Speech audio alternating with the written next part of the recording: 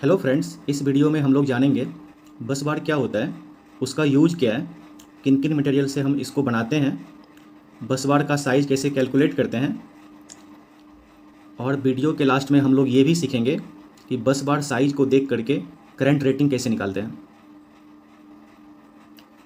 तो चलिए वीडियो को आगे कंटिन्यू करते हैं। सबसे पहले हम लोग ये जानते हैं कि बस बार होता क्या है। बस बार एक जंक्शन होता है जहाँ पे incoming current and outgoing current meet करता है।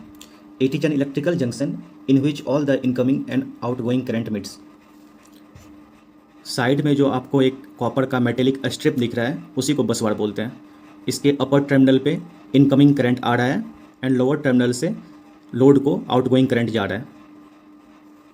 आखिर हम लोग बस बार यूज ही क्यों करते हैं? तो इसका आंसर है टू एलिमिनेट वायरिंग एरर्स। अगर बस बार यूज नहीं करेंगे तो जैसे ये सप्लाई साइड का वायर है, ये सप्लाई साइड से आया है और लोड साइड को 2 वायर भेजना है, तो हम लोग क्या करेंगे, इस सप्लाई साइड के वायर का इंसुलेशन हटा के दोनों वायर को कनेक्ट करेंगे। पर इस केस में वायर का कॉन्टैक्ट छूटने का डर रहता है। इस पॉइंट पे चार्ज ऑक्यूमुलेशन ज़्यादा हो जाता है जिसके कारण फॉल्ट आने का संभावना रहता है। इन फॉल्ट्स को एलिमिनेट करने के लिए ही हम बस बार का यूज करते हैं। एक नोट पॉइंट है कि बस बार के केस में एसी और डीसी का डिफरेंस नहीं होता है। मीन्स एसी और डीसी दोनों के लिए हम एक ही बस बार यूज़ कर सकते हैं।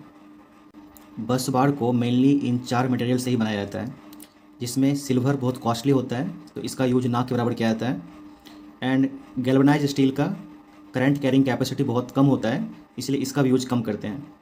अल्मुनियम और कॉपर ये दोनों ज़्यादा यूज किया जाता है। ये सभी मटेरियल का करंट कैरिंग कैपेसिटी लिखा हुआ है। करंट कैरिंग कैपेसिटी का मतलब होता है 1 mm² एरिया में कितना करंट फ्लो कर सकता है। करंट कैरिंग कैपेसिटी को ऐसे समझिए, सपोज कीजिए मुझे इस पेन से 24 एम्पियर करंट फ्लो करवाना है और इस पेन की current carrying capacity 1.2 ampere per mm² है, तो मुझे कितना क्रॉस सेक्शनल एरिया चाहिए? तो 24 को 1.2 से डिवाइड करेंगे तो ये आ जाएगा 20 mm²।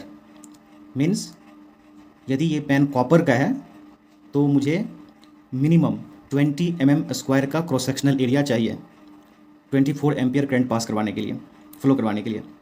सेम यदि ये पेन अल्मुनियम का हुआ, उस केस में 24 एम्पियर करंट फ्लो करवाने के लिए मुझे मिनिमम 30 mm² का क्रॉस सेक्शनल एरिया चाहिए। जैसे जैसे करंट कैरिंग कैपेसिटी घटेगा क्रॉस सेक्शनल एरिया मुझे बढ़ाना पड़ेगा। बस बार साइज कैलकुलेशन देखते हैं। मुझे 600 एम्पियर करंट के लिए बस बार डिज़ाइन करना है। फर्स्ट केस में हम अल्मुनियम से डिज़ाइन कर रहे हैं। अल्मुनियम का करंट कैरिंग कैपेसिटी आपको पता है 0.8 एम्पियर पर mm² होता है, तो इसका टोटल क्रॉस सेक्शनल एरिया कितना होगा? तो उसको करंट को हम 0.8 से डिवाइड करेंगे तो 750 mm²। ये क्रॉस सेक्शनल एरिया हो गया बस बार का। ये कुछ स्टैंडर्ड साइज होता है बस बार का जो कंपनी बनाती है। अब कंपनी हर एक साइज़ तो बनाएगी नहीं, उसका कुछ स्टैंडर्ड है, इस साइज़ में वो बनाती है। अब इसमें से हम कोई भी सिलेक्ट कर लेते हैं। चलिए हम फर्स्ट वाला सिलेक्ट कर रहे हैं, हम ये वाला सिलेक्ट करते हैं। यदि हम 20x6 mm साइज लेते हैं, 20 इसका ब्रेथ है एंड 6 mm जो है इसका थिकनेस है। रन बोलते हैं स्ट्रिप को। 750 mm² क्रॉस सेक्शनल एरिया है, उसको हम इस स्टैंडर्ड साइज से डिवाइड कर दिए तो 6.25 हम होल नंबर लेंगे तो हम 7 लेंगे। एक बढ़ा के हमको होल नंबर लेना होता है तो हम 7 करेंगे, कम नहीं करना है। ज़्यादा कर सकते हैं, कम नहीं कर सकते हैं। टोटल 20x6 mm का 7 स्ट्रिप लगेगा यदि 600 एम्पियर के लिए बस बार डिज़ाइन करेंगे अल्मुनियम से। यदि आप स्टैंडर्ड साइज कोई और लेते हो तो नंबर ऑफ स्ट्रिप भी चेंज हो जाएगा। यदि आप यहाँ पे 20x6 mm की जगह कोई और साइज लीजिएगा फिर उससे डिवाइड होगा, जब उससे डिवाइड कीजिएगा तो वैल्यू अलग मिलेगी, तो ये नंबर ऑफ स्ट्रिप की वैल्यू भी अलग रहेगी। यदि आप बिगर साइज लोगे तो नंबर ऑफ स्ट्रिप आपको कम लगेगा। नंबर ऑफ स्ट्रिप को ही हम रन बोलते हैं। एक strip means 1 run, 2 strip means 2 run, ऐसे 5 strip means 5 run, 7 strip means 7 run. Run कुछ नहीं है, मेनली स्ट्रिप को ही बोलते हैं। यदि हम कॉपर से बस बार डिज़ाइन करेंगे तो इसका करंट कैरिंग कैपेसिटी 1.2 होता है। तो आप करंट को 1.2 से डिवाइड करो, total cross sectional area 500 mm² आया, जो कि एलुमिनियम से कम आया है। इसमें साइज सेम रखे हैं, 20x6, ये ब्रीथ, ये thickness. Total number of run मतलब टोटल नंबर ऑफ स्ट्रिप कितना यूज होगा, 500 को साइज से डिवाइड कर दीजिए, ये 4.11, ये 4.166 आता है। हमको राउंड करना है होल नंबर में, पर नेक्स्ट नंबर लेना है। तो ये 5 हो गया, मीन्स टोटल 5 स्ट्रिप लगेगा कॉपर का, इस साइज का। अगर साइज वैरी करेंगे तो स्ट्रिप भी वैरी हो जाएगा।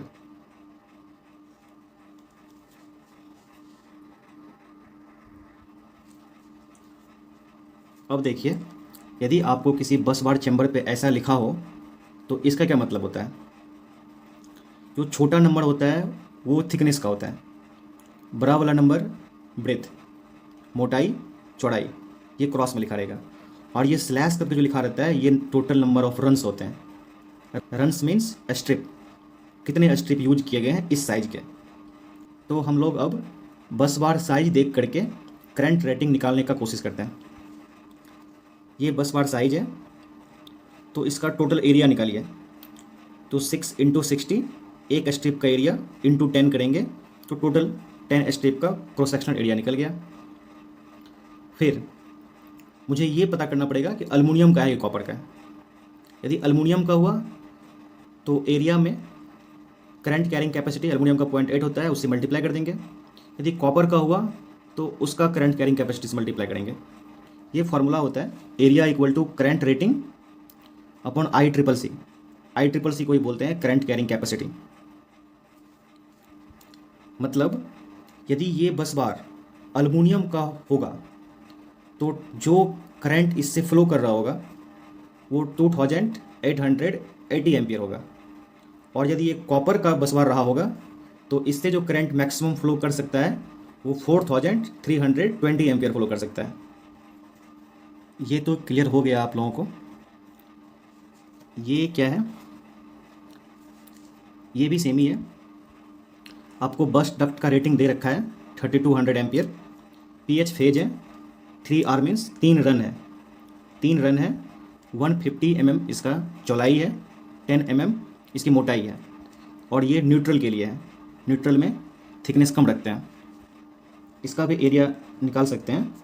एरिया निकालने के लिए मल्टीप्लाई करना है 3 × 150 × 10, टोटल एरिया निकाल लीजिए। और यदि ये कॉपर का है तो 1.2 से मल्टीप्लाई कर देना है, और एल्युमिनियम का हुआ तो 0.8 से मल्टीप्लाई करना है। यहाँ रेटेड करंट ज़्यादा है तो ये कॉपर का ही होगा। जब आप इसको कैलकुलेट करोगे एरिया को 1.2 से मल्टीप्लाई करके तो ये वैल्यू इससे ज़्यादा होगा।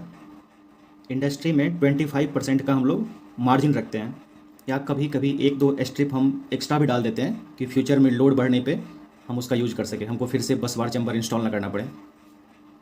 आशा करता हूँ आप लोगों को ये टॉपिक अच्छे से क्लियर हो गया होगा। Thanks for watching.